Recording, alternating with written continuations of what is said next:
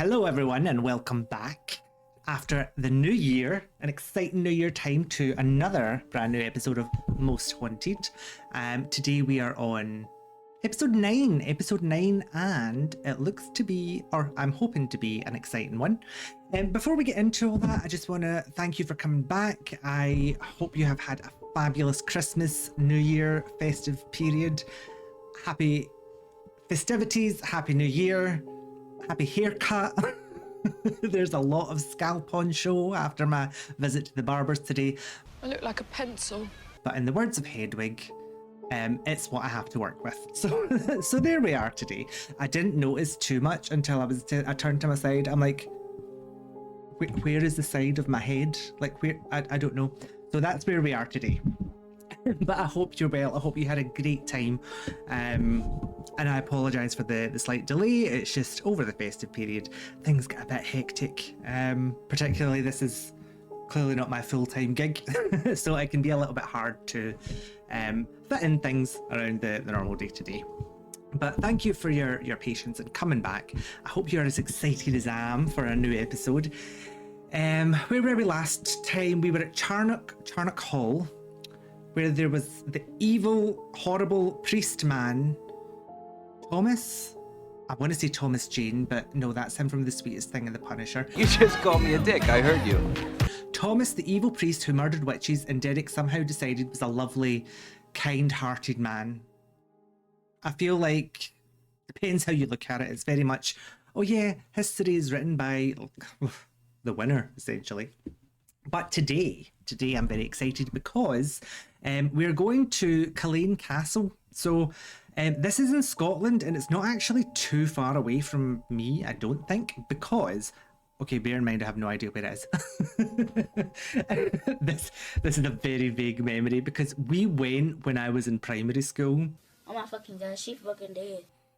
Must have been like primary 5 or 6. So in, I think the primary system's like really just a Scottish thing. So that's when we were about like 10 or 11, I think. We would have went on like a school trip to Culzean Castle. So it's been a minute since I've been in there. I think I have been since, but not enough that I would know anything about it. If I remember right, the family still live in it. There's still a family living there, but certain parts are open to the public, so it'll be interesting to see how much they actually get into of the castle. But again, I don't know anything about the episode. If you're new here, then welcome in. This is where we watch brand new old episodes of Most Haunted. I've seen all the episodes before, not in some time, but because I probably watched them when they were live. And it's basically a rewatch and a fresh reaction to it. If you're returning, then thank you for coming back. And I hope that you enjoy what happens in Culzean Castle. As Yvette always tells us, there are no practical jokes, there's no sort of riggery, there's no drama, I forget her exact words. But basically this is kind of the most haunted at its most authentic. So, I think without further ado, we will fire up the episode. Get yourself a snack, get yourself a drink, and let's watch. There may be ghosts around. There may be. Did you see that? Oh my god. One castle, 7 ghosts. Will we find them? I saw it. We're getting Marcel.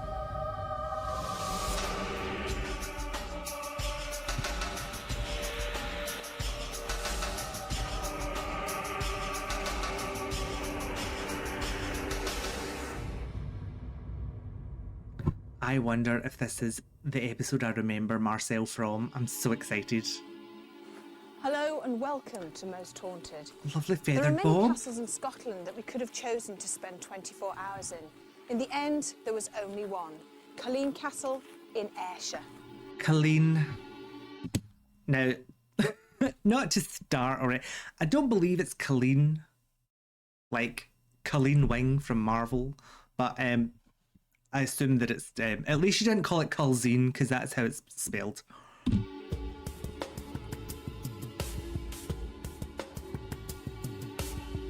There are supposed to be 7 ghosts here, each with their own particular reason for lingering within the stone cold walls of Culzean Castle. 7 doesn't seem very much for a castle, does it?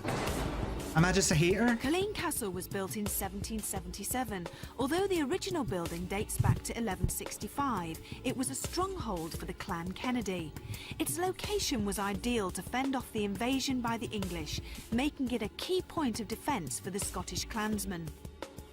The underground tunnels were used by smugglers to hide their bounty, and it's said ghostly tunes from a lost, lonely piper can be heard emerging from the depths of the cavernous labyrinth that lay beneath the castle. I always love looking at like old castles and things, and I get very particular about castles, castles and like just country mansions, because it's a castle if it has fortifications, and this is clearly a castle, one due to the run up that they had to get here, and then obviously the kind of different displays here. Oh my god, okay, I'm gonna pop off. One thing that I noticed, so you'll always see it, they have like sometimes little slits in the brickwork, which is basically what people would shoot out of before, but they were protected by the actual castle structure, and that might be, oh, I'm behind it, but see on the like the wall, I'm pointing like a pure idiot. See on the wall next to the cannon, these little slits could have potentially been used for something like that. It might just be wind resistance or something, I don't really know, but I like to keep an eye out for those things because I'm a little bit sad like that. Also, 1100s, that's like a good chunk of time. I'm not going to relate any historical events to it because historically I'm not good at that. So anyway, sorry, castle nerd out. So, do ghosts exist? Well, that's what the Yes. Most Haunted team want to find out. And we're going to do that by spending 24 hours here. And these are the people that are going to be staying up all night to try and catch any paranormal... Cross your fingers for Marcel for me, please. For anyone who doesn't know, Marcel is my favourite because she is famously like, yeah, I'm cool, I'm calm, collected, I'm Marcel. I'm an open-minded skeptic. Something happens and she's all flat shot. She is screaming. She's got so much hair. You just see like all this hair in the distance. I hope this is the one I remember it from. activity. We've got Carl and Martin and the rest of the crew. Give us a wave. Hello. There they are. We've also enlisted the help of two experts who stand on the opposite sides of the paranormal spectrum. Opposite sides. Last episode, Jason was clocking everyone's tea. Remember, it's like, oh, when I was possessed, he's like, actually, you felt like you were possessed, but we don't know you were possessed. Now, Jason, Loved it. is it true that sometimes the sort of magnetic field around us that we can't see can actually cause people to feel depressed? Fear comes into it. Is that true? It is. There's been a lot of experiments done on this in America, whereby they have beamed certain frequencies of electromagnetic fields at humans, at brains, and people have sort of explained how they're feeling. And certain frequencies will induce feelings of elation, feelings of sadness, feelings of fear, etc. And one of the theories about ghosts and haunted houses is that the actual electromagnetic field created by the stones, the very structures themselves, affects our brains, and that's perhaps why people experience these odd emotions in places which they put down to ghosts, when in actual fact could be down just to the electromagnetic fields. What are you going to be doing tonight at Culzean Castle? Well, one of the main stories here at the Castle Yvette is a story of music being heard, and one of the ghosts is supposed to play bagpipes in the night. So we've got a tape recorder, just a basic audio. I'm sorry to to dunk on my history and my country. I hate bagpipes. They just go right through me. I hope we don't hear a bagpipe ghost. Audio recorder which we'll set up and try and catch the ghostly sounds on. We're also going to use the EMF meter as usual, and also temperature cold spots have been noticed here before, so we're going to be using the ray gun as well to sort of locate the those. ray gun? We're also going to do an experiment with flour, and this is whereby we put a very light dusting of flour on top of surfaces, close the room off, go back later, and sometimes you get footprints, handprints, movements in the flour. Right, okay, I have two very distinct memories of this, right, okay. This is absolutely ridiculous. One that stands out is obviously paranormal activity, right? The other is a plot line in Coronation Street from the 90s, and if you don't know what Coronation Street is, it's a UK soap where one of the residents, one of the neighbours, had convinced everyone there was a rogue ghost in the street that was stealing things. and he went in and left fake footprints in someone's house. I have no idea why that's like my go-to, but So here we go. If there's no one's been in the room, then we know that there's something unusual, perhaps paranormal. My God. When we turn the lights off, I imagine, I mean, I know how I feel, the fear factor goes up. Now, is that to do with the atmosphere, or is that purely because as It's pitch children black. or whatever, we've always been sort of, most of us, afraid of the dark? Well, it's like you say, it goes back to very, very early days when people are scared of being alone in the dark. And the fear really comes from a fear of the unknown, what we don't understand, what we don't know. And when, of course, it's dark, we don't know what's around us. Something could touch you, you can't see it. So it's simply the fact that we don't know what's around us when it's dark, and that sort of induces that sort It of could be fear mean. factor that you're explaining. I'm This quite is prepared to gorgeous. accept that there may be ghosts around, but I've never met any here. We've had I'm sorry, this whole scene, this castle and like the overlooking stuff is just absolutely stungina, isn't it? one little girl came with her parents, and they were in the Earl's bedroom, and she described to her parents an old gentleman she saw sitting in a chair in the corner. They felt she wasn't telling a story. It sounded very plausible, and she had seen this old man in old-fashioned clothes, she described it, I think, and he had said hello to us in a very friendly way. Oh, they always are. We've had one or two other people who've Strange old stayed a men. night, perhaps, in some of the upper rooms, who have said they've seen a lady or a girl, could be a servant girl, perhaps. We had one particular Russian oboist in a Canadian quartet. They were from Toronto, but he was from Russia originally.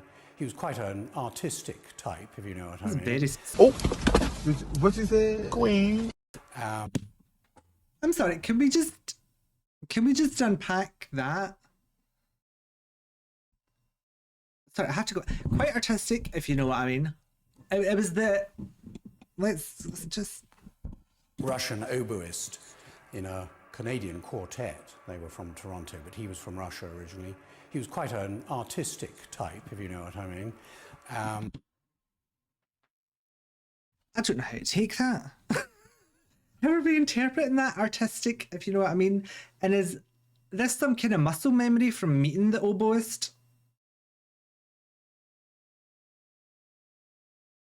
Artistic. Okay. And he was interested in the ghosts of the place. He came down to breakfast the next morning looking fairly ashen-faced and said he was convinced he'd seen a ghost in the mirror while he was shaving, which could have been a girl. The housekeeper who used to run And the artistic oboist was horrified that a girl would be in his room. the hotel, she on several occasions said she'd seen and heard things. And I think on one occasion she was quite sure she'd heard a party going on in the castle, you know, noise of socializing and people having a good time, and she came through and there was nothing. And there was nothing going on Okay, he just did the tongue thing again, and it might be a little bit of a tick, and now I feel bad. in the castle that evening. And one or two other occasions she reckoned she'd Sorry. seen this lady in the top of the castle, and she'd maybe seen a gentleman sitting in one of the armchairs in the sitting room up there. The most famous ghost story about here, which may just be a good story, but there must be some basis to it, perhaps, is of the ghostly piper in the caves. And the caves at that stage went right inland under the castle and up to what is now Piper's Bray. And the story was that the laird, because there were all these stories of ghosts and witches in the caves, sent... Oh, see, this is potentially a little fortification that I was talking about. I love all this. his piper into the caves Pipe her into the caves. Okay, take that as you will. and told him to pipe his way right through, show everybody there were no ghosts or witches there. And the piper went in underground, piping away, and was never seen again. But on a dark and stormy night, he can still be heard playing away under Piper's Bray, which is the hill about a quarter of a mile in beyond the castle. The story also goes that he plays the night before a Kennedy daughter gets married.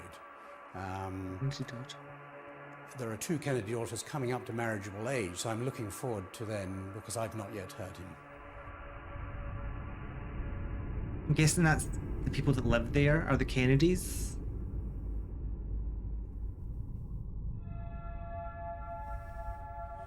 This staircase is a centerpiece for the whole of the castle. Now, it's said that many people have seen two kinds of apparitions here, one of a serving maid and another of a grey swirling mist. There is a theory that suggests that ghosts seem to like to haunt staircases. The reason why? It's because ghosts live in between two worlds, and the staircase are in between floors. Also kind of like a condensed version of the Spencer Mansion from Resident Evil. Well, this is the armoury room, and at one time or another, all the guns and swords were used in battle. Now, there's no supposed hauntings in this particular room, but you never know. Something may happen tonight. I wouldn't go back to my work if I died. This is one of the oldest parts of the castle. Now, for over 800 years, the clan Kennedy lived here. Just imagine how many people must have sat, walked and talked in this very room. This is known as the Earl's bedroom, and it's probably one of the most haunted rooms here in the castle. Many people that stay here have a sense of being watched, and that's not just from the people in the portraits. Also, they hear strange noises, creaking noises, and those noises come from this chair. The cuck chair. Sorry. Here he is. The beautiful banqueting hall was a perfect place for dinner. My favourite bit, let's see what they're having for dinner and for the dessert. Erica Cora, our spiritualist medium, had arrived, and our team was now complete for a paranormal investigation. Can people see ghosts in more than one place, or are they usually confined to one room? Just as in life, if you wanted to choose to go to a place, or many places, you'd go along, you'd exercise your free will. Ghosts do exactly the same. So they don't have to be connected to a particular place that they visit. That's kind of obviously assuming that there are ghosts, but I'm going to Dollywood. People do see something, the same thing in different areas. Yeah, well, if people perceive that they've seen a ghost or a figure in a particular location, for example, if you think of one, Anne Boleyn's ghost is alleged to haunt the Tower of London and Hever Castle in Kent, amongst other places. I think perhaps when people have seen a figure, that they are assuming it is Anne Boleyn or another important historical figure because of their associations with the particular location where they've seen it. It doesn't necessarily mean that it is Anne Boleyn. It's just how they perceive it. But do the places tend to be the places that that person would have gone to when they were alive? Or, well, have some connection with, either born there, died there, been there at some point. Reason that they may well have. Yeah, there's also another theory that ley lines, which there's a lot of sort of research been done into, that ghosts can move along ley lines very much like people move along roads. And so perhaps they sort of go along these ley lines as ghost highways and go on their ghost holiday. Assuming that ghosts are in between here and the great beyond. He's a new face. I don't think we've seen Peter before. Do they not still want to do and enjoy the things that they would have done when they were in the flesh? Well, from my understanding, and also explanations by Sam, my guide, the spirit people, no matter what dimension they're actually in visitation from, when they come into our atmosphere, they can take on a role of coming close to a person that might be having a drink, social drink, I suppose even a smoke, or even eating food. All a ghost has to do to achieve those feelings of sensations which they've seemingly lost since they come out of the physical body, all they have to do is come very close to a person, i.e. the person like to drink, to come close to that drinker, that person's having a drink at that time, come close into their energy field, the link with their aura, and believe me, they can pick up not all the sensation, but a lot of those sensations. The same applies to people who smoke, the feeling, if they want to experience the feeling of eating, exactly the same. They must achieve that level of closeness to a person that is actually doing that act. So I suppose it applies to a lot of things, not just smoking, drinking and eating. I wonder if that's like, obviously we don't know, but like, like when there's like, oh, I get a shiver, like I feel really like, when they talk about, oh, there's something on me kind of thing. I wonder if it's like, I'm trying to think of a non-weird way to put this, but I'm struggling for words. Like when a dog just has like a very intense sniff of something. Maybe that's like the ghost equivalent. Which begs the question as well, does the person who's doing that know that the ghost is doing that to them? And in a lot of cases, people do experience a sensation, a feeling of someone around them, closer than possibly they've ever felt before. It could be in many ways, tingling sensations going from the elbows to the shoulders, all around them, because they have a tendency not to come from the front, they have a tendency to come from the back. And I've been explained to and been told the reason being is because when the person's psyche and the links with our physical brain, it's all happening at the back here, not the conscious mind and the brain here. So this is why they approach from the back.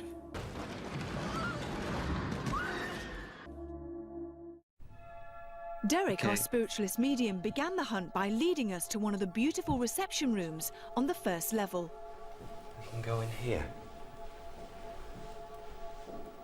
It was clear that this room had been the setting for many gatherings and celebrations over the years. Ghostly music and the legend of a piper all needed an explanation. Could Derek and his spirit guide Sam help us out? You see, even here in this room, and also away from this room, I don't know if you can hear this, what I'm actually listening to, but I'm here. I'm sorry, little Yvette just looks like such a little sweet child right now with a big puffer jacket, and it's like, bless her. Very likely, so it's in other rooms, music, and it's like as if there's violins and stuff, even mixed music. It's like, how can I put this? It's like minstrel stuff, you know? You know, and it's really, it makes me feel like as if, you know... You have great big fucking tits out here! I've got this thing I've ever wanted. Nick's doing a lot of this tonight, is he not? It makes me feel if they want to experience... to dance to the music. Good for you, It's making Derek. me feel, really. And, yes, I'm being told, Sam said, to come through into this next area because there's, who? Yes. Robert walks through here. A man called Robert walks through here. Right. Even on this level. So if we could just walk through here, Iv. See, I'm drawn now in this direction, you know, to that beautiful flavour of music, you know, and it's lovely. It's really uplifting. I can feel as if I could dance. Derek had led us to the Earl's bedroom. Now, I'm very aware indeed, for some reason in this area of a young lady. A young lady, I would say, would be anything from 17 up to 21. Is she a lady you're picking up in spirit, like a spiritual presence? Yes, yes. She has the freedom, often, and she knows it, she has the freedom of walking, you know, on this level, around. She even goes down this beautiful stairwell at times. But for some reason, why her energy seems to be so profound here. I'll describe. She is youthful looking, and she looks as if she's just come from the music, as if it was like, you know... You keep looking over into that corner. Yes. This is like... She was the original, my social battery's drained, I'm going back to my bedroom. Like, yeah, I'm happy and stuff, but just give me a minute. It's because the gorgeous dress, absolutely. The way I describe it is like a ball gown. And she's come from a ball, and she heads for the area where she was dancing, where it was jovial. And a very, very pretty. Have you got a name? No, say it again. Say it again, please. She's the daughter, or one of the daughters of Lord Cassalis. She could be the youngest. 19 Earls of Castle. Not at this moment. Tiffany. She's not talking. Did you invite me up? Did you? I've got Robert. Robert wants to take me through. Yes. I invited him up. This is my place. Yvette looks absolutely horrified, doesn't she? Even though we've just heard this quite nice story of, oh, there's a party happening, I'm excited, I want to dance. Yvette does not look happy about this in the slightest. Keep on hearing. I'm intrigued.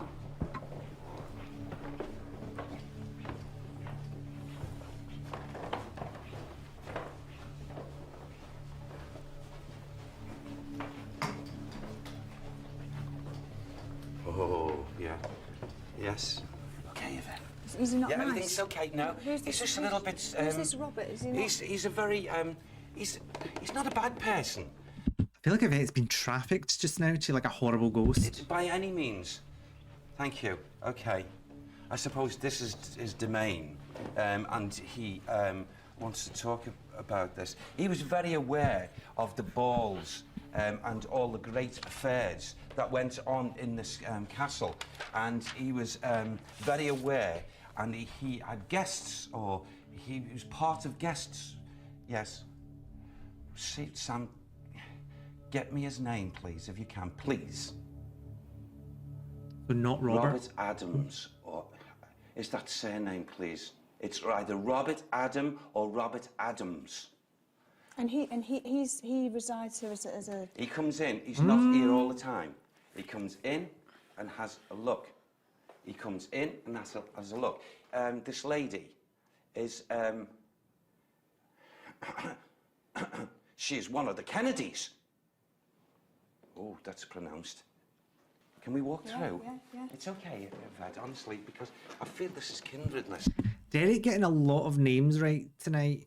So, sorry to say, I feel like he's been in the history book before he came here. But maybe it's something to do with like the age of the castle, like how much stronger the ghosts might be. I don't know. This is Probably the goodness. Good. Good as for that. Okay, there's nothing negative here. Good.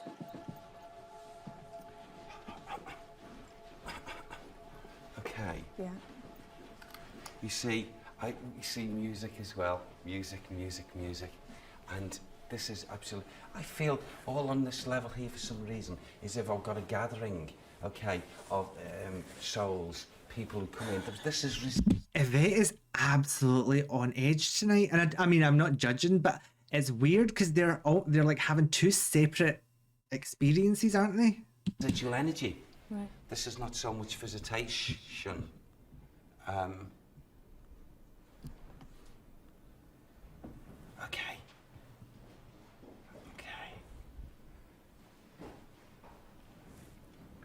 There's a wild-looking dog down there by Rick. Ooh. He looks. He's like, look at him. Look at the eyes. Forgive me. Joe. This one here, please, was Get a back, real. Joe. When he went on the hunt, this guy, he was nasty. Maybe he had to be nasty, or he was meant to be. And he looks like, to me, my physical eye, like one of those Irish big hounds. Wolfhounds, like that. But, you know, face. And the eyes, piercing. Who did the dog belong to? You know. Dayton. I feel it's had something to do with Kennedy. Right. Kennedy. Okay. Okay. Thank you. Come on. There's I Henry. wonder if these people own an air fryer There's in this Henry. castle. Henry. And there's also James. There's James as well. James. I'm linking also on the same balance of the name Kennedy. Kennedy. Listen, do you hear that? No. Oh, wow. There's a piper. I can hear that from outside. That goes to a spiral staircase downstairs. Okay, I can We hear heard that. a piper, and he's playing music. There is an alleged story, sort of legend really, to do with a piper haunting the environs of the castle. What does that mean, Sam? Why did you make me do that? Is that a wedding band? Okay. Yes. They're playing music, okay, to celebrate a wedding. And the piper. He's playing. Do you have a name? Do you have a name for the piper? Fairly common to have a piper at a wedding, to be fair, in Scotland. So probably something. Well, let's see if he gets the name. I don't want to be too much of a hater, but like you could guess that very easily. Who was he? Who was he, Sam? Sam's talking about something. Is that a place? It must be a place called the Bray. The Bray. The piper walks the Bray. The piper likes the Bray. Donald.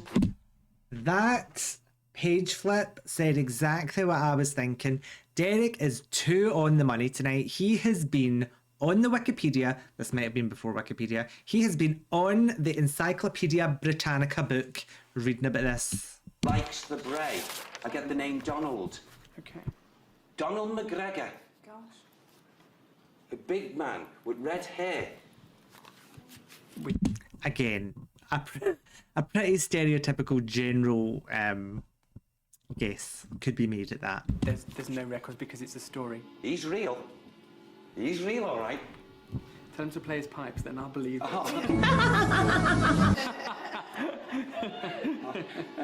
Thank you. I feel the link with this joviality. It confuses me a bit because I'm hearing two blends of music.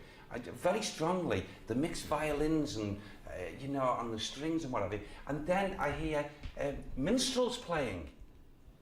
You know, so it's two different levels that are coming in around me.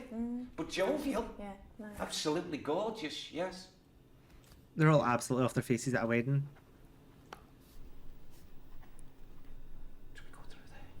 Can we take a walk through there? Let's go. With Derek's jovial, ghostly music, he was feeling cheerful. But knowing the amount of spirits that he was encountering, would we still be in a happy mood by daybreak? What would the night hold at Culzean Castle? If this is Yvette's happy mood, did you just see the absolute terror she had there? Poor Yvette. Jason, Derek and I were still moving through the beautiful rooms of Culzean Castle in Ayrshire. In almost every location, Derek was finding spirit activity, from a hunting dog to the famous architect, Robert Adam. There's a Margaret in energy, also in visitation. A Margaret. Margaret. In this room? Yeah, she comes in here. Where is she? Is she just around? She's just, I just pick up her energy and Sam says Margaret walks through here. She's not actually here at, you know, this precise actual time. But Margaret comes into this atmosphere. With respect to Sam, could you ask for Margaret's second name? Because Margaret is a very common name. Okay. I feel for some reason, you know, you know, this, a name that seems to be like just hit me in the back of my head here is like ringing time and time again. Kennedy, Kennedy, Kennedy, Kennedy, Kennedy, Kennedy. Someone shouts with like not anger, but So it's Margaret Kennedy. I feel that's what it must be. Okay. The Kennedys are the main family name connected to the castle, going back to its, well, most of its history, right back to the beginning.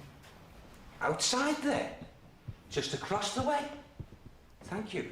I'm being made aware very strongly that witches and witchcraft was practiced. Where? In this area. Okay, let's go there then. Is that 15th century? Go down. Okay. The foundations of this castle before this new structure or something in this area and associated witchcraft. So, Yvette told us at the start that the building itself, or like the grounds, were here from the 1100s, but it was, who was it? Your man Robert that rebuilt it in 1777. So, it kind of tracks, but it's also very easy to throw out a little connection to witchcraft in an old building. Forms of witchcraft. Why? I don't know. I honestly don't know. But witchcraft was very, very prevalent. Not with this building. Not with this, got to be emphasised. Not with this building. Well, when you said earlier about Robert Adam, I said to you that the castle had been remodelled, so there was a previous building on the site, Yes. as I explained to you. Yes. And I also want to go back to a previous building and associated around the links with the caves of when the busyness of the caves and what was happening with the caves. And in that era at that time, witchcraft.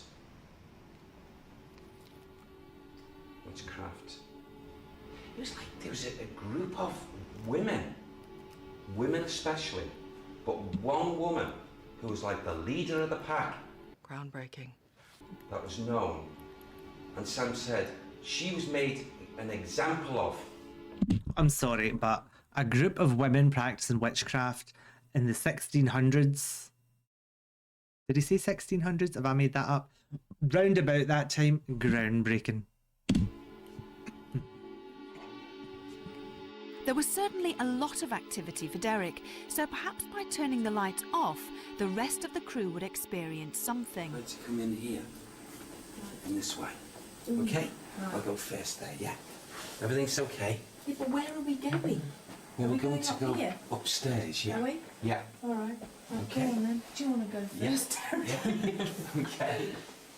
Everything's okay. Better than down into the witch caves. Okay, Can I just say, if there was a promise of a witchy cave under this castle, that is the first place I would be. Yeah, fine. Okay. Very narrow stairs.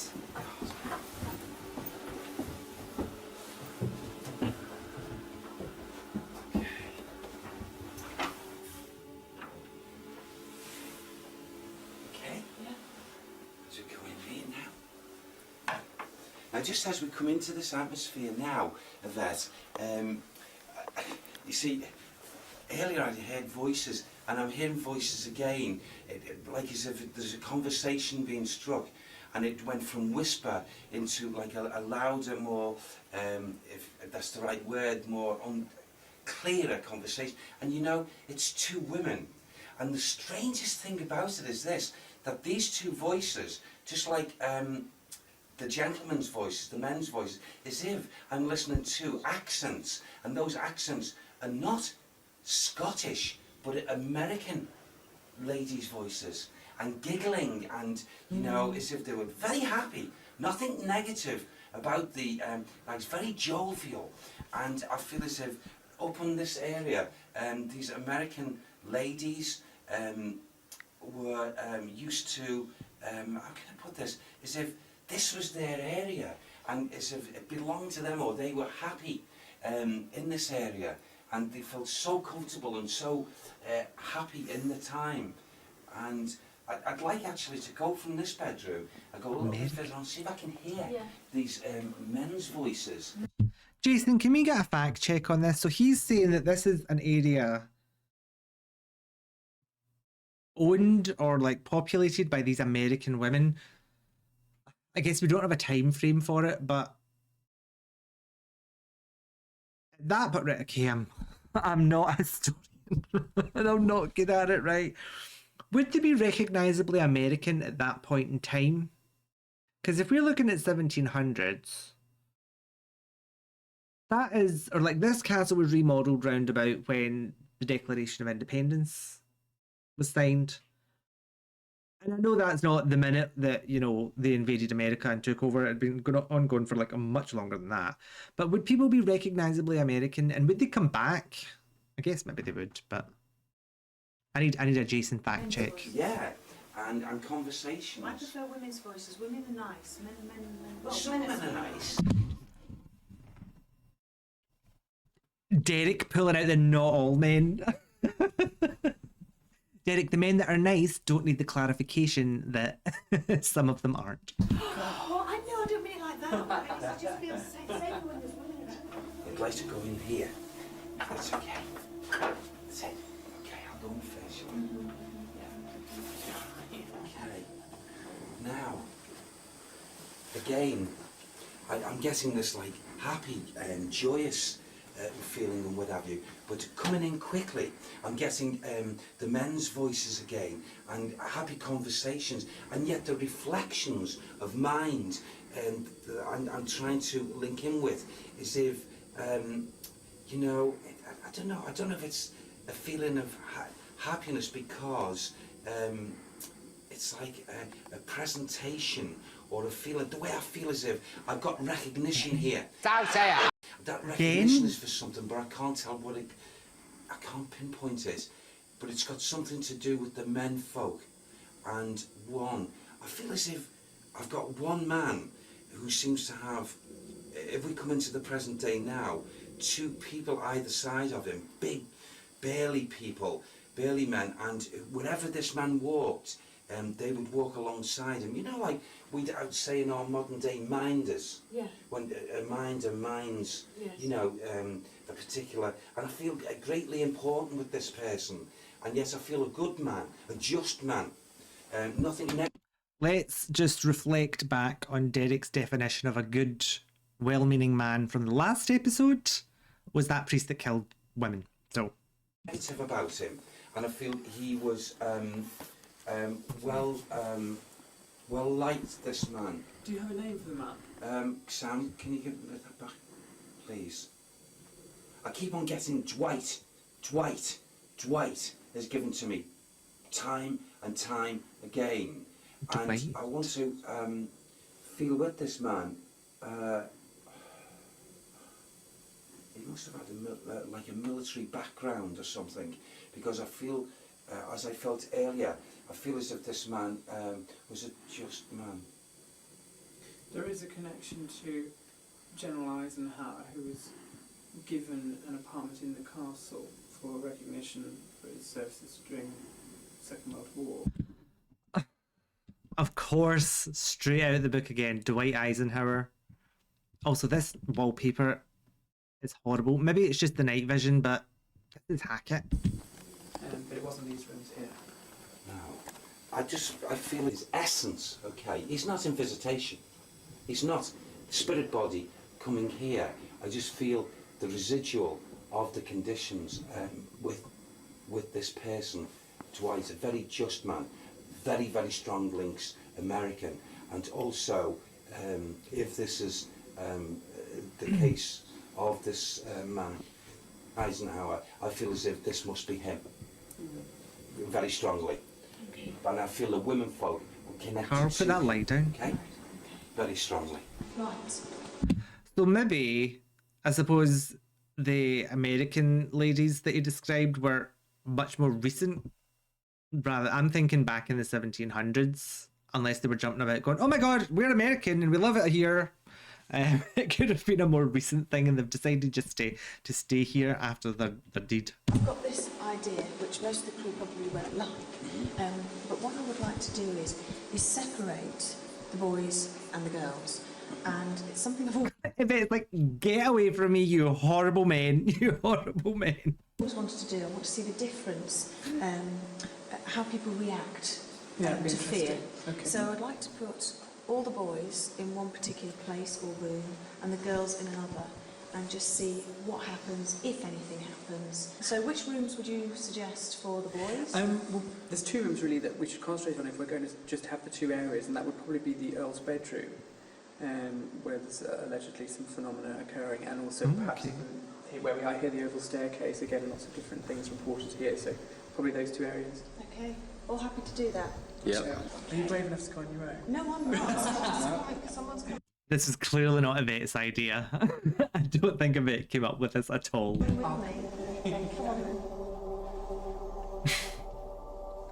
How were they going to react to being in the dark in an old haunted castle? The boys stayed on the staircase and the girls went to the most haunted room, the Earl's bedroom. Here we go. Marcel, the legend, the icon, the diva that she is. Oh, I'm obsessed. I love her because she's so relatable. Like, I am the same. Like, show me a ghost. I'm open to be convinced. Minute I see something, there's a Steven-shaped hole in that wall and I'm gone. Okay, we've got the girlies. We've got Marcel, we've got Angle, and of course Bev and me. Okay, right, we're ready to go into this room. Right, why am I going in first? This is so not like me. I can't see a thing in here. Okay. Yeah, we can sit on the bed. Get comfy. I'd fall It's asleep. fine when you're with lots of people, isn't it? If we weren't together, we would be absolutely petrified. Well, I'll just tell you this, if that chair squeaks, I'm going to climb over all three of you so fast. Stop it, because I'm really scared. Right, now what we have to do, okay, is to concentrate. Thing is, I don't think any of the others have been on one of these like vigils where they break off before.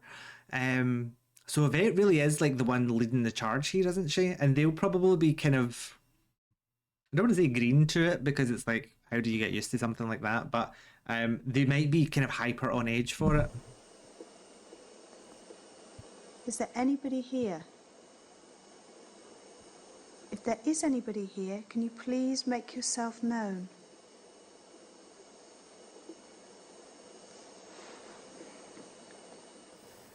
I want to see something as much as anyone else here, but I'm looking at it with a different eye, a much more critical eye, than perhaps most of the team are. More of an open view and everything. I have a completely open view. I don't believe or disbelieve. I'm quite willing to be proven wrong, but at the moment I have no reason to believe. Because your reason, I mean, our reason for seeing it is a point of, yes, we would love to catch something on camera, but your reason for seeing it is more of a scientific approach to be proven. So if something manifested itself to your eyes, I mean, it doesn't actually matter if you catch that on camera or we catch that on camera, because you have actually seen it. Or equally, an experience had by another member of the crew, which I consider to be genuine, and I'm not saying that anyone is trying to defraud anybody, but people misinterpret things that happen to them. They quantify things in the wrong way in their minds, and if you do that, it's dangerous because you can come to the wrong conclusion, and I think that happens a lot. When we were at the Red Lion, and I had those scratches, see, I can't, to the life of me, work out. I mean, I've tried to logically explain it, but it wasn't a scratch I felt. I felt a pinprick. Anyone want? Can we highlight the section here? Sorry, my little thing has popped up over it, but went into haunted bedroom at a previous location on his own and came out with these 2 slashes on his neck. Like, it's not quantifiable, it's not evidence, because you could have just gone like that before showing it to the camera. This programme will say, you did it yourself. And that's the only possible explanation. I don't believe that. I don't think it's the only possible explanation. Can I just say before Jason absolutely reads me for filth? I don't think it's the only explanation. I just think it doesn't serve as standalone evidence that happened. Like, it could have easily been, yes, a ghost did do that, but we can't say either way.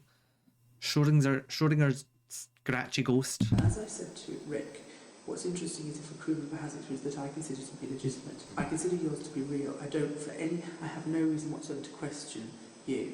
I can't explain it. It was unusual. It happened in a room where other experiences were occurring, including things on camera, and including a sound which I heard and something thrown at me. I can't explain it. And it was unusual. It is unexplained. I mean, that's specifically where... It's also quite frightening, I have to say, that sort of changed my opinion, because I've never, ever, in the 10 years I've been doing this work, found or been involved with a case where that's happened to somebody while I've been with them. I've seen people have photographs of wounds and injuries caused allegedly by spirits and ghosts, but I've never been in that kind of environment where it's potentially going to happen to me. And it did make me sort of think about it in a different way, sort of that it sort of put a different level, a different angle, almost like you have to be a bit wary of these alleged spirits or ghosts, or whatever they are, or whatever caused that wound to you, whatever it was, could potentially do something worse to you or anybody else. I have to say, on this note of never seen the actor, it might just be me. I don't think it's me. I'm sure I've talked about this with people before, but I can't remember. I am horrible for walking into things or bumping off things or scratching myself and not realizing I've done it until I sit down and I touch something, like, ow, where did that come from? Like, why is my leg got a bruise on it? Why is my arm sore? For some people that's normal, but maybe that's more of a me thing. I don't know. Yeah. Paranormal, it means we can't explain it at the moment. Is there sort of a lot of cases, sort of, like you've heard of, similar to that? I know you just mentioned about people getting pushed and stuff. Sort of. No, there are cases on record of people being attacked, if you like, and wounded by spirits or alleged ghost, poltergeist, blah blah blah. Call them whatever you want to call it. things happening to people where they get hurt. That does happen. There isn't many of them. They're very rare, but there are lots on record. Why do you think then that poltergeists, some people would want to do that? Then? I mean, what would be their... I have to say as well, this story I have a lot of thoughts on the group of men. There's almost this kind of angle of, so Jason, why do you not believe this? So what do you think? Why is that? Okay, so why do you think a poltergeist would attack someone? If something's non-physical, why would it attack someone? If you do you know what I mean? It's kind of like, I get that he's the skeptic, or he's like the parapsychologist who's there in terms of that, but I feel he gives a lot of consideration, because he said to Carl, like, I don't disbelieve you, I don't think that you have any reason to lie about it, but it's not this, it's not that. Whereas there's more of a kind of an accusatory tone towards Jason and his approach. I just find that quite interesting, but we'll see how this conversation plays out. I cannot speculate why a poltergeist might want to hurt somebody, because I don't really believe in poltergeist. But if you accept that a poltergeist is a spirit which has an intelligence, if you accept that theory, then the mediums will say, it was a person once, it's now a person without a body. If it was a nasty person, it did nasty things, it is a nasty ghost. If it's a nice person, it did nice things, a nice ghost. People have different personalities, and the theory is that when they pass over to the next world, or in the middle world, call it what you want, that they retain those parts of the personality which may be unpleasant. There are people in this world who rape, murder and kill. There are ghosts that perhaps would wish to do the same thing. This is the room that Scott... Can we all see Marcel's little demonic eyes in the mirror?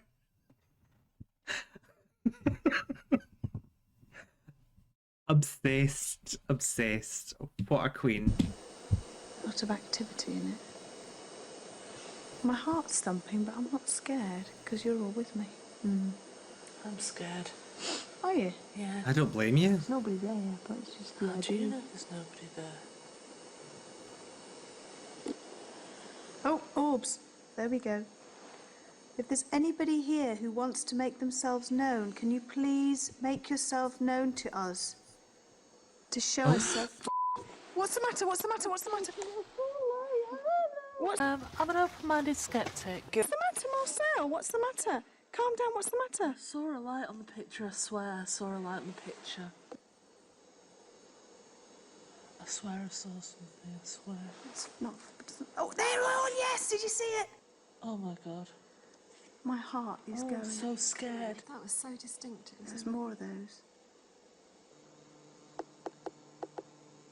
Are you still here? If you're still here...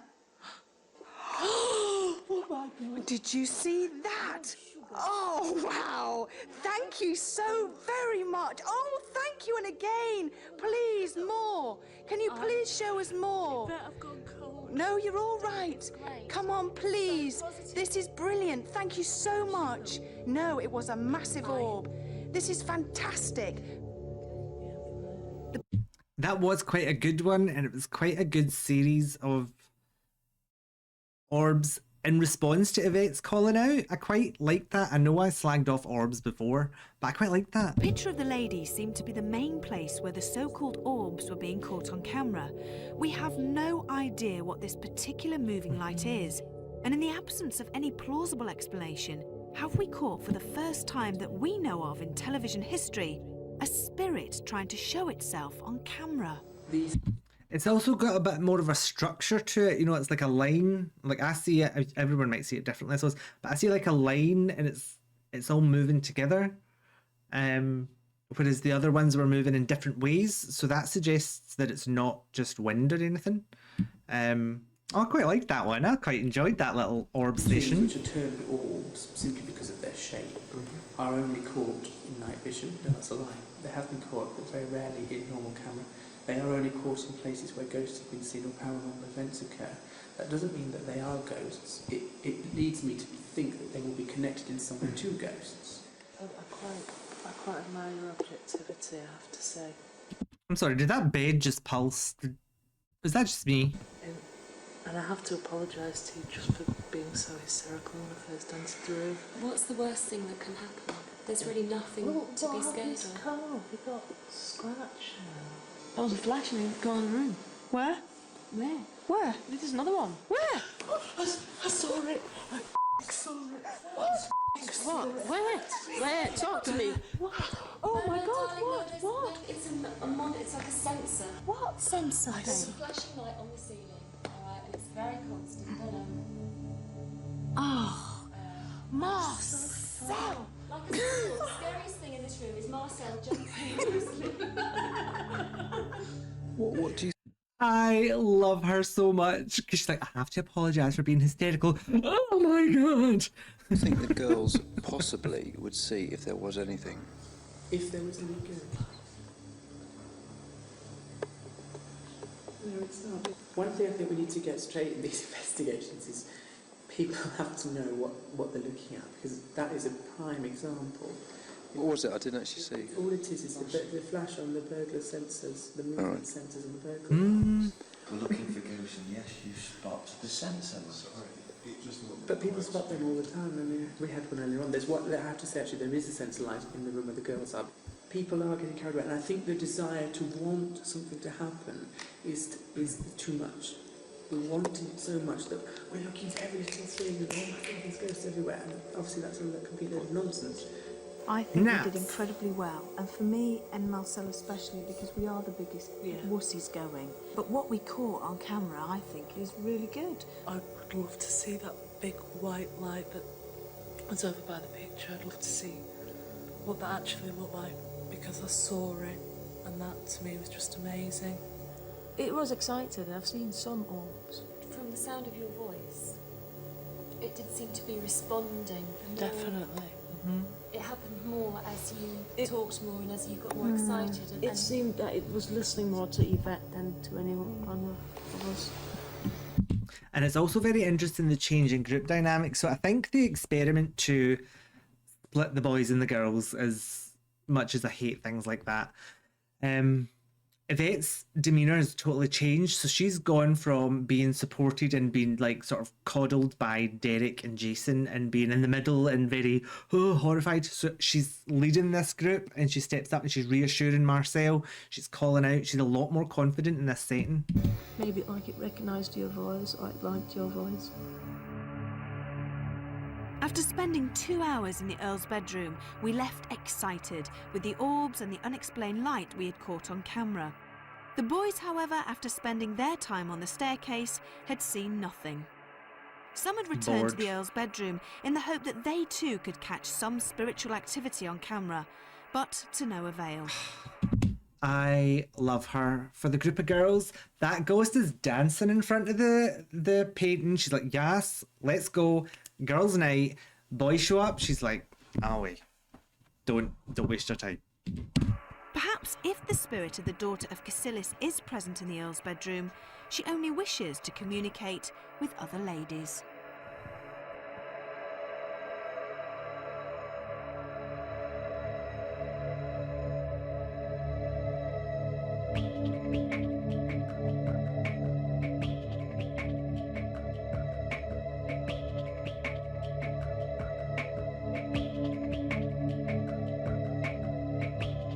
I think it's important to realise with the experiment that we had 3 or 4 girls in one room and 6 or 7 guys in another room. So the amount of people was drastically different. And of course, the safety in numbers.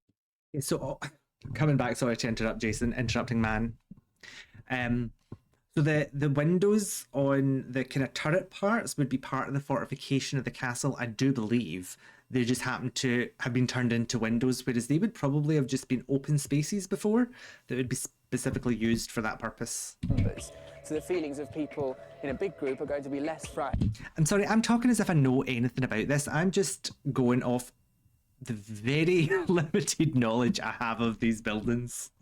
Than the people in a smaller group, so I think that's important. However, they did catch the orbs of light, the anomalies on camera in the bedroom, the Earl's bedroom.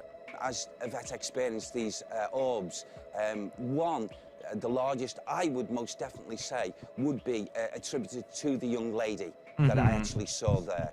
Even though I wasn't actually watching, I would say if this large orb come toward... Oh yeah, where did Derek go? Derek just did a walkthrough and then vanished, didn't he? I wonder why sometimes he's with him and sometimes he goes. I never even noticed that he wasn't there, sorry. Maybe he just did a prior engagement. Anyway. Yvette, and that was showing Yvette, this young lady, saying, hey, you know, you're most welcome. We're glad that you're here. We did pick up on the sort of legend or story of a piper haunting the area of the castle, but it's not actually within the building. It's an area called Piper's Bray over there, so it's not a ghost that's alleged to haunt the building itself. When I first arrived here, Sam did make me aware at the beginning, even before the investigation, and took me in mind to caves. And I felt, yeah, this has got to be a most active place. It would be very interesting if we could get down there sometime and really, really dig our teeth into it, because I'm sure if we were down there, the activity would become explosive. Well, obviously, it's got all the Hammer horror criteria that you want. It's got its castellated turrets and battlements, and it's got its creaking doors and secret passageways.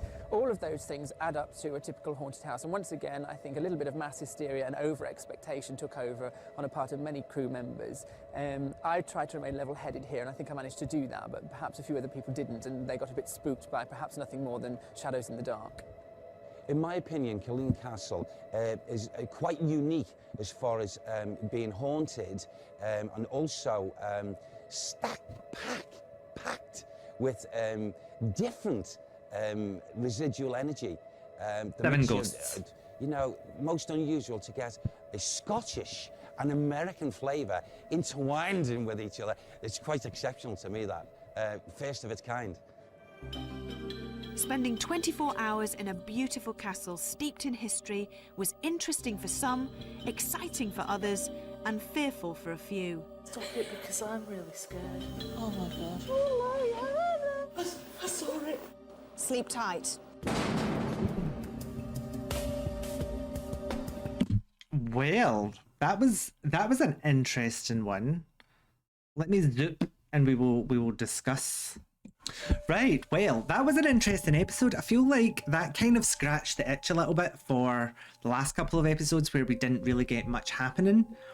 You know, it was quite a lot of sort of folk tales and, oh, this is what would happen and this is, but we never really saw much. We saw a little bit more there with the orbs and things, and although we never really saw much, I still feel like it was quite an eventful episode, so it was nice. I may be slightly biased because I thought the castle was gorgeous and I was looking at like the rooms as we were going through them, but we got a lot of nice stories from Derek. I actually kind of appreciated the bit where Derek wasn't there because, and not because I'm a hater, but because it let us kind of experience the castle and the goings on without someone to interpret it. So we got to see like the orbs, we got to kind of get the feel for that room. Obviously there wasn't really much happened in the stairwell or anything, but we got a good little history lesson of it, and then we got a good little sort of section. I'm kind of conscious that it's this massive castle and we didn't really see much of it. It was really just a few rooms. So we did the walkthrough and we saw the caves. I assume they were not allowed to film in them for maybe some kind of health and safety, or, you know, there would have been either some sort of other practical reason that they couldn't get into the caves. I would have liked to seen more of that. I feel like, I wonder if Derek was kind of trying to direct us that way, but they maybe just didn't have permission. But it was quite an interesting episode. I would be very interested to hear what you think of it.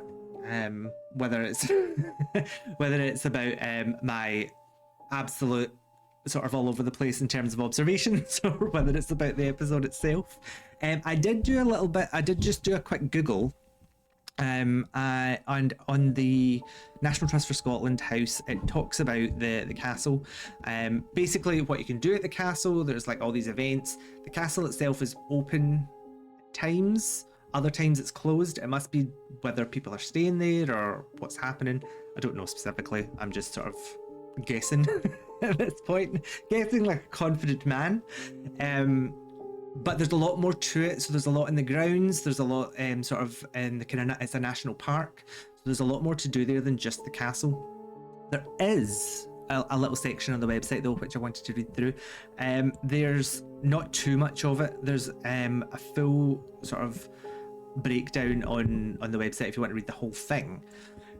But it talks about Culzean's smuggling histories, and it gives us a little bit more information about the caves. So it says, so this is from the National Trust Scotland website. In the caves beneath the cliff top, I can't even speak now. In the caves beneath the cliff top of Culzean Castle, with its splendid collections and dazzling views, there are murkier histories of smuggling and tax evasion. For several decades in the 1700s, these caves were a smuggler's lair, a discreet hiding place for illicitly imported wine, port, rum, brandy, tea, silks, and other goods. The Kennedy family, who owned Culzean, and their staff almost certainly turned a blind eye to this activity, probably because it suited them quite nicely. Some were possibly involved in it. Smuggling was a big business in Ayrshire in the 17th and 18th centuries. It involved networks of merchants, ship owners, and financial syndicates that spanned Ayr, Glasgow, the Isle of Man, Ireland, continental Europe, and the Caribbean. Caribbean? I don't know. Sorry. Many of them dealt in both legitimate and contraband goods. That's usually how it is, isn't it? There's a legitimate reason for a trade or a shipment or something to go through, and there just happens to be a little bit something else in it. Sir John Kennedy, 2nd Baronet of Culzean, and his son, Sir Thomas Kennedy, the 9th Earl of Cassillis, had active business links with these networks.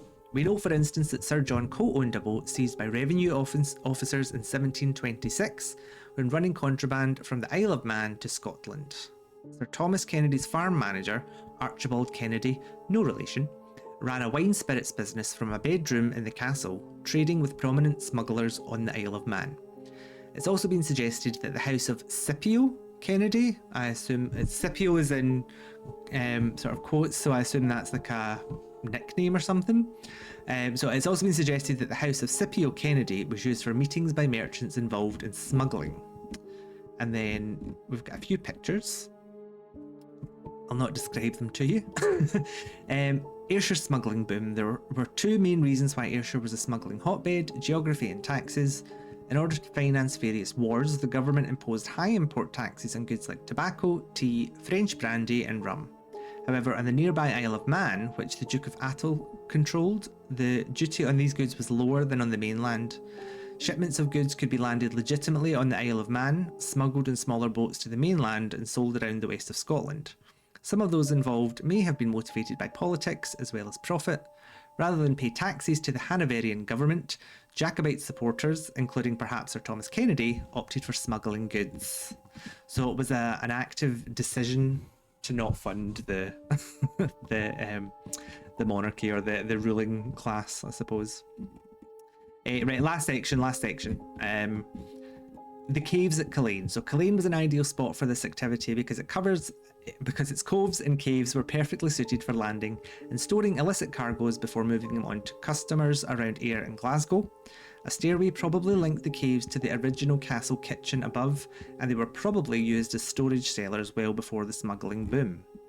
During an archaeology dig in 2018, very recent, Trust volunteers discovered smashed 18th century wine bottles in the caves at Culzean, along with signs of earlier activity, including a medieval doorway into the stable cave.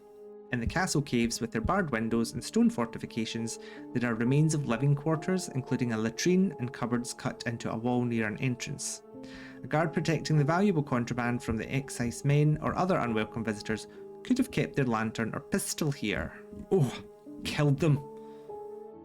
But I'm not going to read the rest of it. That's enough. There's a whole page there if you want to read through it, if you want to sort of review anything on it there. But quite interesting, I thought, to kind of get a bit more context on the little bits that we didn't see. So there was obviously like a whole other harem of ghosts. There was no mention of witchcraft. There was nothing like that. It was very much like smuggling, tax evasion because you were paying less taxes on it. So interesting to see how Derek got the witch one, or was he just saying, "Oh, there's witches over there. There's witches, and you want to film the witches." I think that's what it could have been.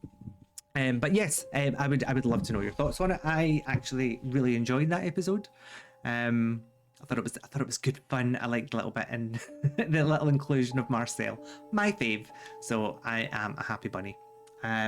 But yeah, let me know what you thought. I will post the link down below to the National Trust website in case you want to have a little nosy at it. And until next time, sleep tight.